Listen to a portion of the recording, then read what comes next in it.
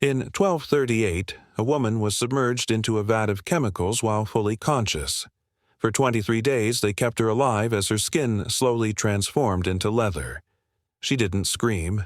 She sang war songs the entire time. And here's the part that will haunt you. She was Genghis Khan's granddaughter, a decorated general who commanded 10,000 warriors. Her own family ordered this. What you're about to hear isn't folklore. It's documented in Persian chronicles, Mongol secret histories, and Soviet archaeological reports that weren't declassified until 2003. This is the story of the skin-changing punishment, and why the Mongols believed it was an act of mercy. Your history teacher never told you this. 20% of Mongol military officers were women. Not nurses, not support staff, combat commanders. The daughters of Khans led cavalry charges. They besieged cities. They governed territories the size of France. By 1240, the Mongol Empire controlled 20% of Earth's landmass, from Korea to Hungary, Siberia to Iraq. Over 100 million people under Mongol rule. And Mongol women weren't symbolic figureheads. They trained from age 4 in horseback archery. The Persian historian Rashid al-Din wrote they were more fearsome than the men, for they fight without the hesitation of mercy. But here's the catch that made this society so brutally efficient. Military defeat was a dishonor worse than death. For male generals, execution was swift. A bowstring, a quick snap, honorable, clean. But for female commanders, especially those of noble blood, defeat required something different, something that would echo across generations. A transformation. The Mongols called it holek, the skin-changing. Let me walk you through exactly how this worked, because the chemistry alone is nightmare fuel. Stage 1. The lime bath, 72 hours. The victim was submerged up to her neck in quicklime and water. If you've never worked with quicklime, understand this. It's calcium oxide, the same chemical used today to decompose bodies.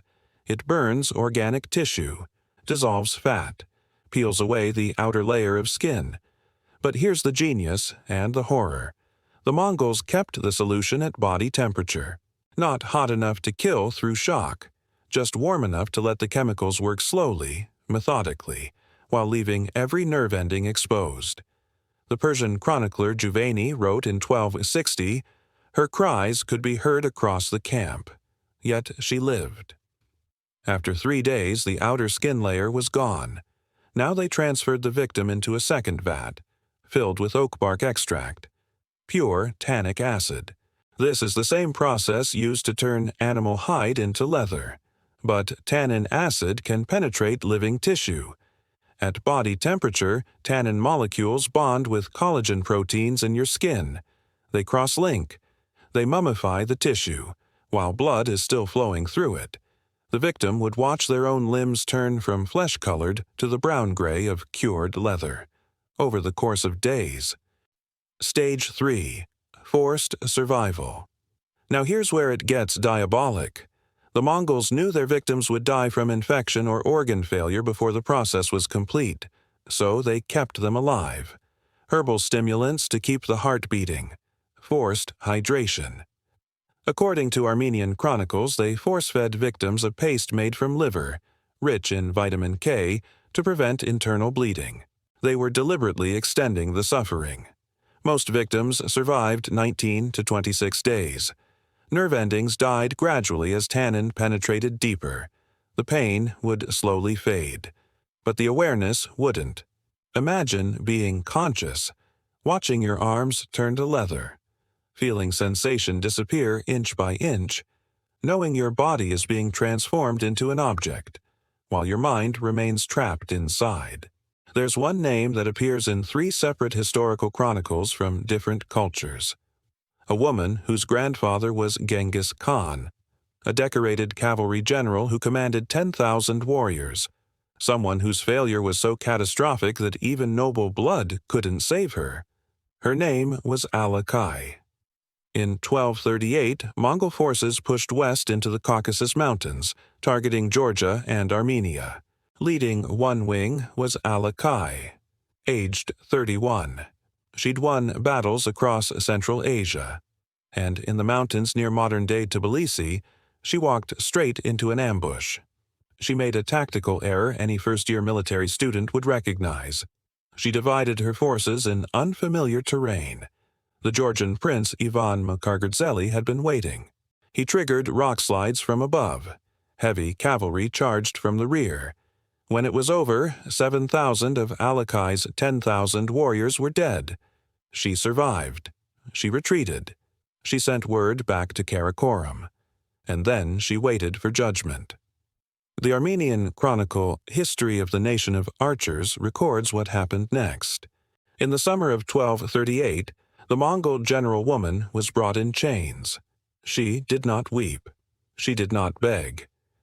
When the sentence was pronounced, she removed her armor herself and walked to the preparation tent. For 19 days, her voice carried across the valley. Not screams, but songs. The war chants of her people. On the 13th day, her voice grew weaker. On the 17th, it became a whisper. On the 19th, it stopped. 19 days. Imagine choosing to sing instead of scream. For centuries, historians dismissed these accounts as medieval propaganda. Then, in 1961, Soviet archaeologists excavating ancient Karakorum found something.